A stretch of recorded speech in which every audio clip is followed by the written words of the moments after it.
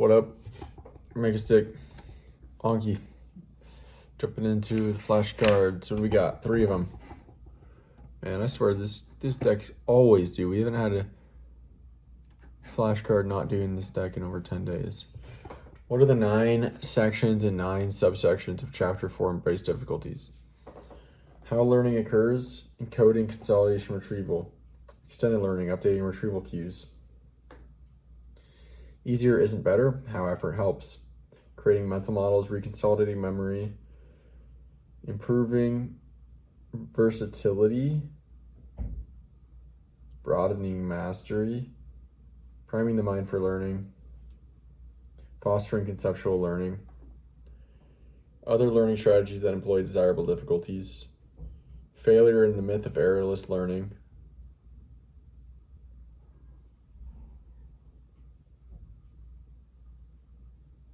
an example of generative learning, undesirable difficulties, the takeaway.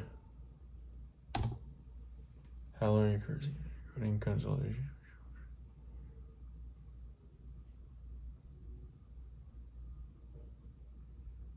Okay, we got it right. What are the 6 sections of Chapter 6 Get Beyond Learning Styles? Okay. Active learning from the get-go. Successful intelligence, dynamic testing, rule versus example learning. Hold on. Active learning from the get-go, successful intelligence, dynamic testing, structure building, rule versus example learning, the takeaway. Boom. One more. What are the 5 sections of Chapter 5 Avoid Illusions of Knowing? Dang it.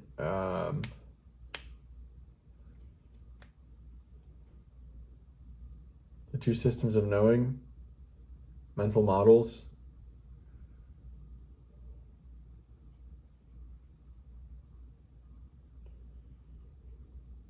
tools and habits to improve judgment, your judgment.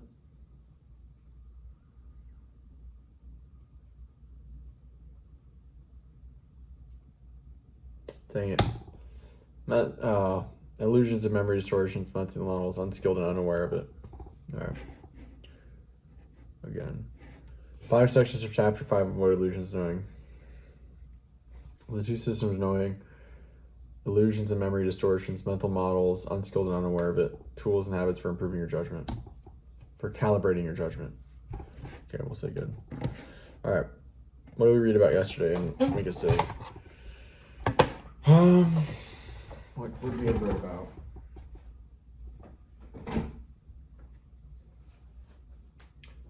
What would we have read about? What did we have learned about?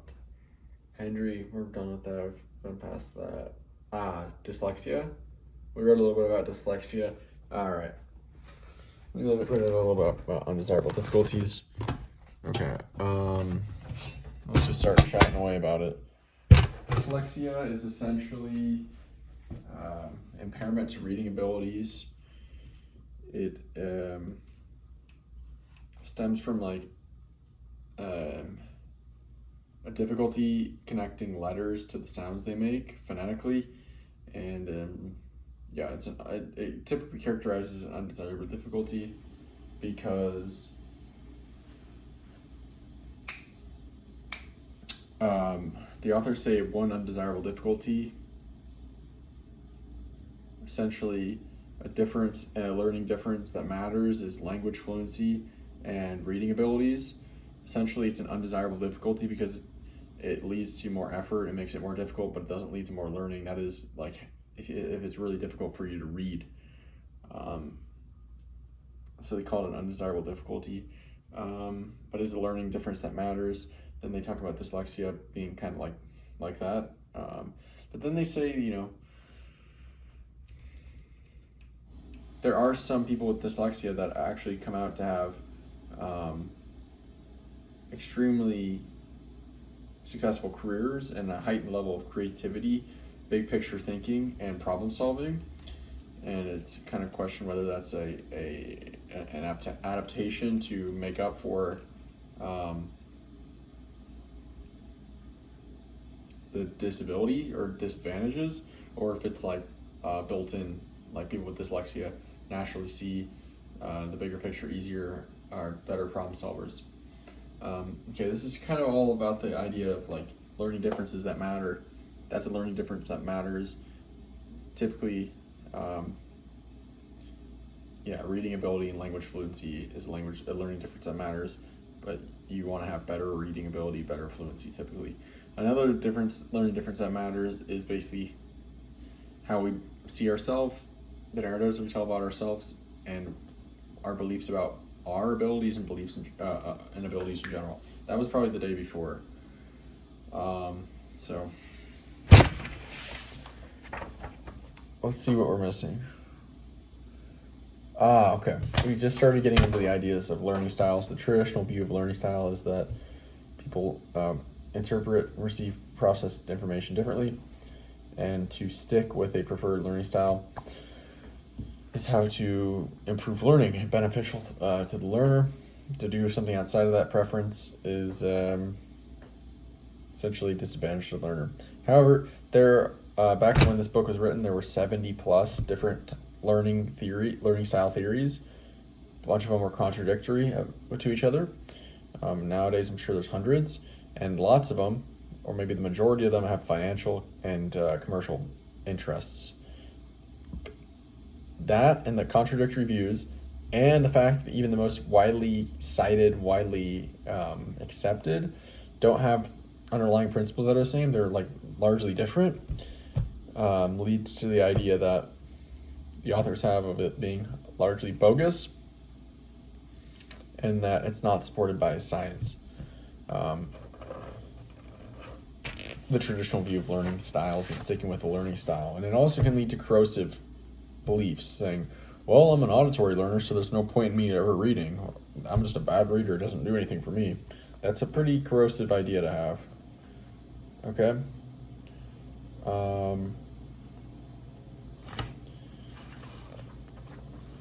Okay.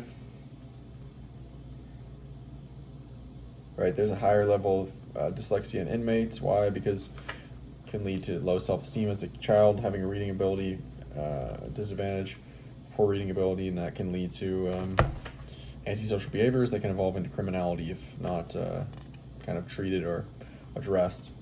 All right. On that note, we're going to continue reading and about these learning styles, and I'll be back to recall in a bit. Guys, we have a ton to talk about here. Ton to recall. What did we... Okay, well, we finished the section on active learning from the get-go. The end of the chapter was really about the learning style wrap-up. So, essentially, a group of cognitive psychologists looked into the research to do a review on learning styles. They kind of defined what they would need to find to support the idea of learning styles. The critical claim of the traditional view of learning styles being that when a learner or an individual is exposed or taught information in their preferred learning style, that they'll learn the information better than if they received it from a different instructional mode or resource. Okay? That's the critical claim. When the group looked through the research, they didn't find much evidence or rigorous scientific studies studying learning styles, and of the little evidence they did find, very little of it validated the critical claim, and most of it, or not most of it, but a lot of it contradicted the critical claim. And what they found was learning style did matter, or learning mode, instructional mode did matter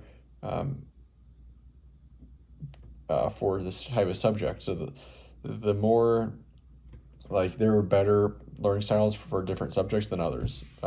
Visual learning styles for geometry and for geography were better than other learning styles or modes, and as well as like linguistic, verbal, language-based for poetry was better than other learning styles. So that was what they found.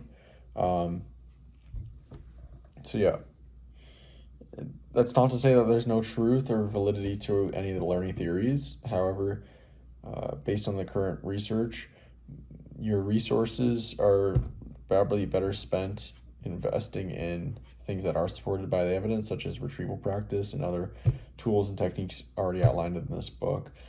I won't go through all of them right now, but yeah, so this learning section, for this section in general, I kind of just summed up as active learning from the get-go, 4 learning differences that matter, and as well as learning styles. Next, we're starting a section called successful intelligence. Okay, right away, they say intelligence is a learning difference that matters. So that's the 5th learning difference that matters, intelligence. But what is intelligence? This idea of intelligence is across all different cultures. They all have their own idea or concept of intelligence, but what really is it? So the traditional view of IQ was basically, it was mental age or mental abilities divided by physical age times 100. So a 10-year-old or an 8-year-old that could do 10-year-old problems, or could solve problems that typical 10-year-old could solve. You essentially take mental age 10 divided by 8, 1.25, and multiply that by 100, 125 would be the IQ. Okay? All right.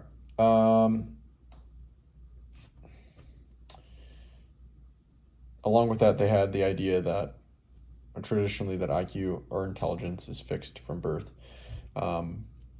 Also, modern day psychologists have defined at least two abilities or 2 forms of intelligence, or 2 aspects of intelligence: fluid intelligence and crystallized intelligence. Fluid intelligence is your ability to reason abstractly, hold things in mind when you're solving a problem, just reason rationally, logically. Crystallized intelligence is really just acquired knowledge or knowledge in general. Okay. Then they talked a little bit about Howard Gardner, who proposed that there is as many as 8 different forms of intelligence. Naturalistic, kinesthetic, linguistic, mathematical, musical, and interpersonal, and one other one, I guess. But I really wasn't trying to remember all 8, but might as well get the last one, spatial. Whether that's a valid hypothesis or theory or framework, we have not read into yet, but that's as far as I got today. So, all right, that's it for today. I will talk to you later. See ya.